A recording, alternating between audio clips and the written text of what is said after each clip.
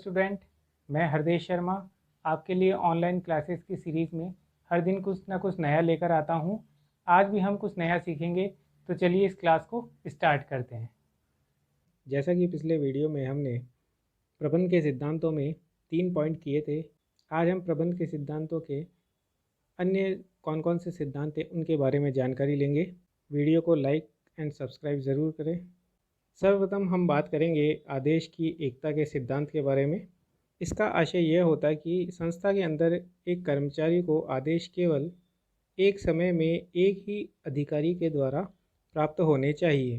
कहने का मतलब है एक समय में एक ही व्यक्ति को एक ही कर्मचारी से आदेश मिलने चाहिए, उसके अनेक उच्च अधिकारी नहीं होने चाहिए। जैसा कि आपके साथ आपके घर में आपकी माताजी आपको कोई काम करने के लिए कहती है और उसी समय पिताजी किसी दूसरे कार्य को करने के लिए कहते हैं, तो उस स्थिति में आप कंफ्यूज हो जाते हैं कि मुझे पहला कार्य कौन सा करना चाहिए। ठीक वही स्थिति व्यवसाय के अंदर भी होती है कि अगर एक से ज़्यादा अधिकारी किसी व्यक्ति कर्मचारी के होंगे तो वह दुविधापूर्ण स्थिति में हो जाता है और कार्य लंबे समय तक नहीं कर पाता है, इसलिए कार्य में देरी होती है।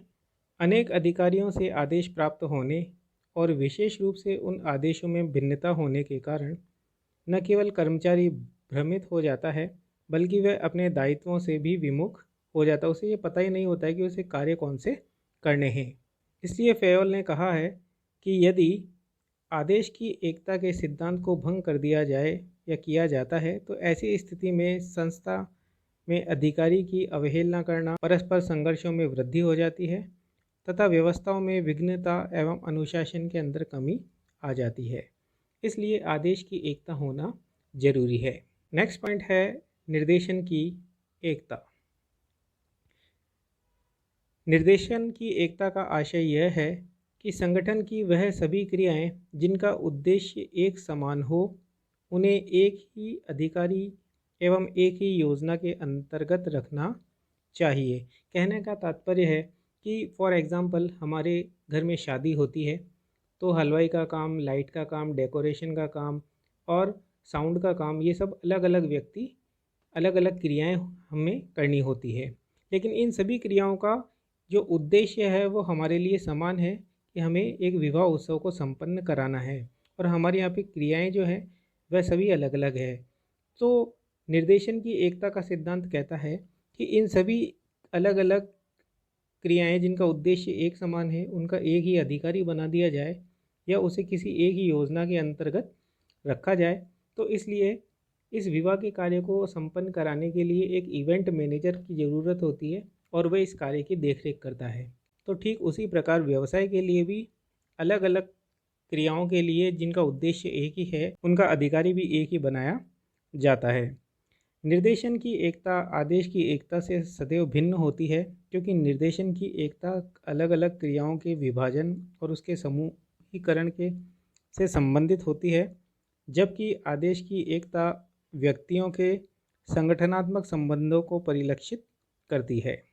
निर्देशन की एकता का मुख्य उद्देश्य है कि एक ही क्रिया के विभिन्न पक्षों में सामंजस्य बैठाना, सामंजस्य यानी कि आपसी तालमेल बनाए रखना, वह स्थापित करना होता है।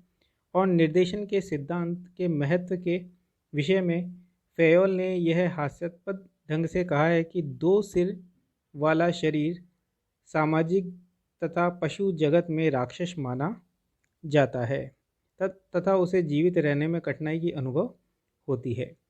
कहने का तात्पर्य है कि यदि किसी व्यक्ति के 2 सिर लगा दिए जाएं और उसकी बॉडी एक ही हो तो ऐसी स्थिति में एक सिर उसे दूसरी तरफ जाने के लिए कहेगा, दूसरा सिर किसी और कार्य को करने के लिए कहेगा। तो उस स्थिति में उस व्यक्ति का जो शरीर है उन दोनों दिमागों में संतुलन न होने के कारण किसी भी कार्य को नहीं कर पाता है अथवा जीवित रहने में वह कठिनाइयों का अनुभव करता है। एक व्यक्ति तो उसे चलने के लिए कहता है और एक व्यक्ति खाना खाने के लिए दिमाग कहता है। तो उस स्थिति में वह व्यक्ति न तो खा पाता है न कहीं जा पाता है, तो इस स्थिति में उसे राक्षस माना गया है। नेक्स्ट पॉइंट है सामूहिक हितों के लिए व्यक्तिगत हितों का त्याग या समर्पण करना।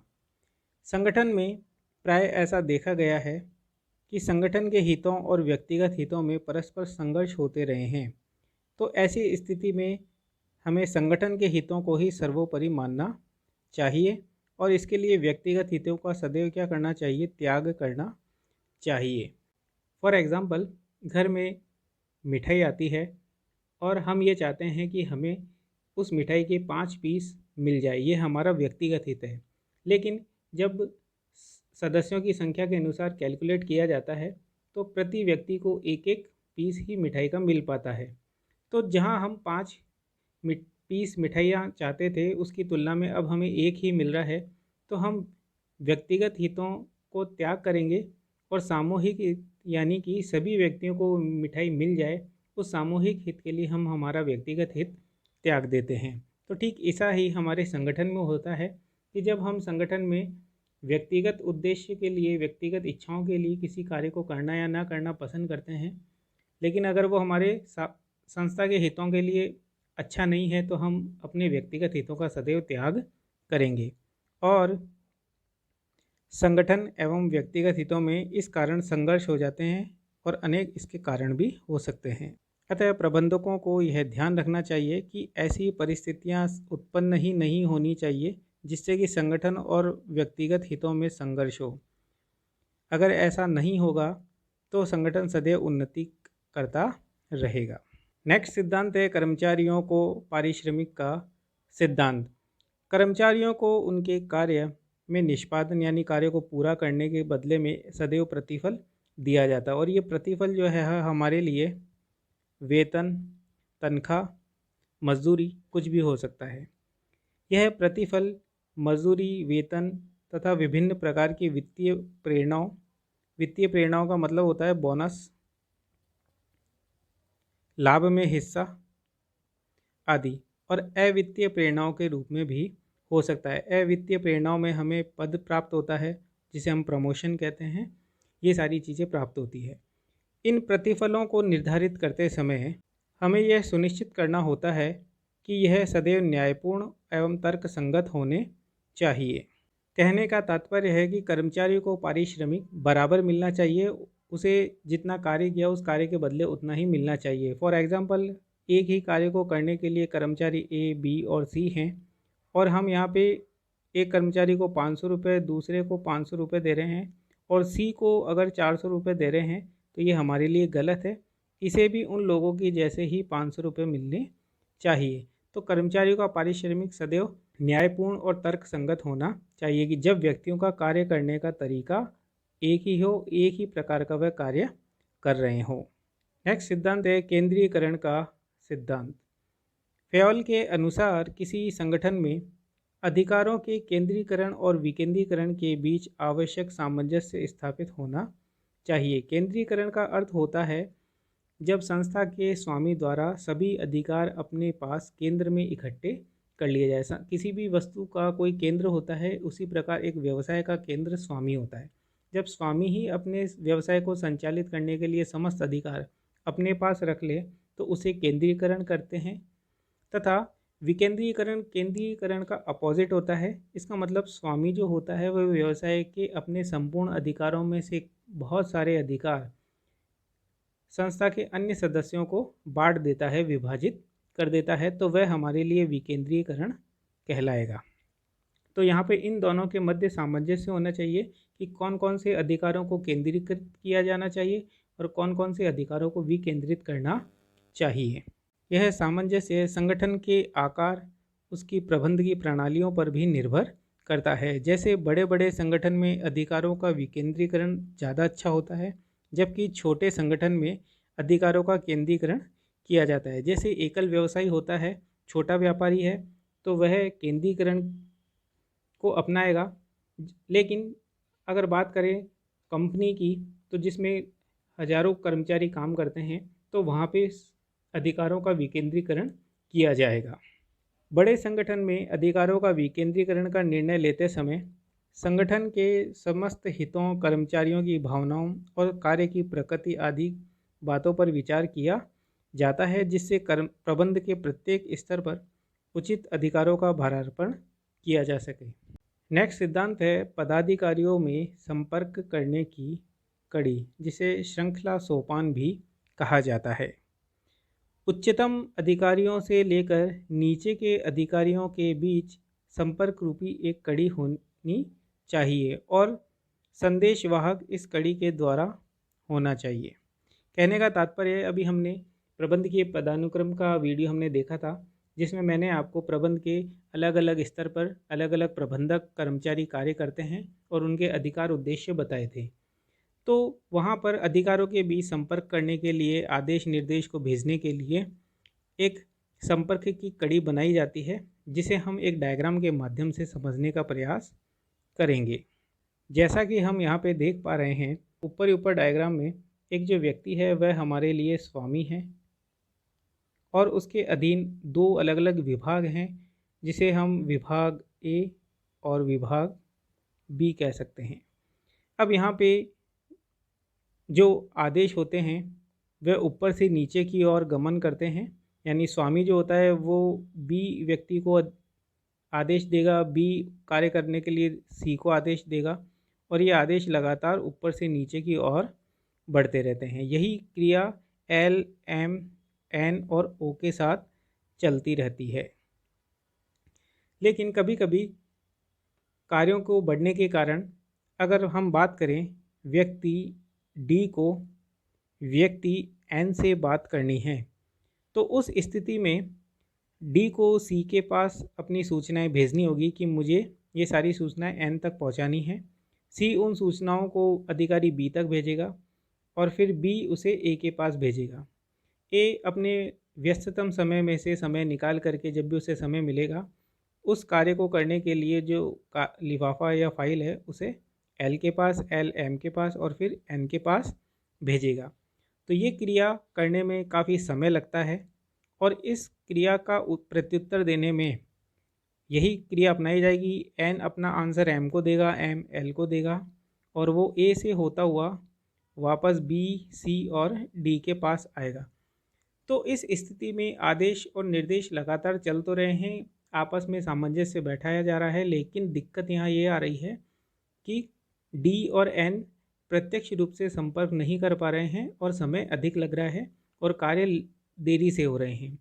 इस स्थिति में फेओल ने एक सोपान श्रृंखला का निर्माण किया, जिसे फेओल पुल के नाम से जाना जाता है, कि यहाँ पर कर्मचारी डी और एन के मध्य एक पुल बना दिया जाए और उस पुल को ही फेओल पुल कहा जाता है। कि यहाँ पे अब डी और एन डायरेक्ट एक दूसरे से संपर्क कर सकते हैं, बातचीत कर सकते हैं, ताकि संस्था का समय कम से कम नष्ट हो और जो अधिकारी हैं उनके ऊपर वो अपना कार्य दूसरों की फाइलों को बढ़ाने की जगह अपना व्यक्तिगत कार्य कर सके और संस्था के लक्ष्य उद्देश्यों को प्राप्त कर सके। नेक्स्ट सिद्धांत है व्यवस्था का सिद्धांत। व्यवस्था के सिद्धांत से तात्पर्य है कि संस्था में प्रत्येक व्यक्ति और वस्तु के लिए एक निश्चित स्थान हो और प्रत्येक वस्तु या व्यक्ति अपने निश्चित स्थान पर हो और सही व्यक्ति सही स्थान पर होना चाहिए, यानी व्यक्ति और वस्तुओं को सही समय सही स्थान प्राप्त होना चाहिए। इस सिद्धांत का उद्देश्य यह कहता है कि किसी भी कार्य को उचित ढंग से करने के लिए उचित व्यक्तियों को ही सौंपा जाए, कार्य का उचित ढंग से निष्पादन भी होगा और कार्य निष्पादन उचित नियंत्रण में भी हो पाएगा, जिससे संगठन के कार्य क्षमताओं में वृद्धि होती है। यानी संस्था में आपने देखा होगा कि अगर प्रोडक्शन यूनिट है तो वो जितने भी औजार काम में लेते हैं उसके लिए एक टूल बॉक्स बनाया जाता है और हर टूल को एक निश्चित स्थान पे रखा जाता है। हर व्यक्ति को एक मशीन अलॉट की जाती है और उस मशीन का स्थान निर्धारित होता है ताकि उस व्यक्ति को ढूंढने में आसानी रहे, किसी औजार को ढूंढने में आसानी रहे। नेक्स्ट सिद्धांत है समता का सिद्धांत। समता का अर्थ होता है हमारे लिए बराबर या समानता। समानता न्याय और दयालुता का मिश्रण होता है। समता का तात्पर्य यह है कि सभी व्यक्तियों को समभाव से देखा जाए एवं उनके पारिश्रमिक, उनको दंड देने की व्यवस्था आदि में भेदभाव नहीं किया जाना चाहिए।